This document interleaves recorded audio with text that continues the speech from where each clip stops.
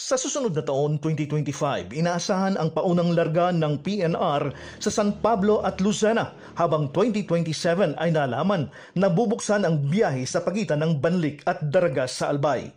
Ang Philippine National Railway South Long Haul ay isang naantala umanong proyekto ng Intercity Rail Line sa Katimugang Luzon na bahagi di umano ng mas malaking Luzon Rail System, isang network ng long-distance standard gauge ng mga linya na itinatayo ng Philippine National Railways.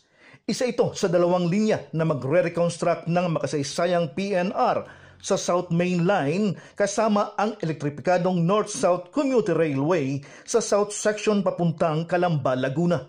Mula Banlik Station sa Calamba ay dudulo ito ng Daraga Albay na merong karagdagang extension, infill stations at mga branch lines. Base sa master plan, nalaman na ang linya ay magkokonekta ng mga pasahero mula sa sukat station sa Muntinlupa papuntang Batangas International Airport, Legazpi Albay at aabutin din umano ang Matnog sa Sorsogon.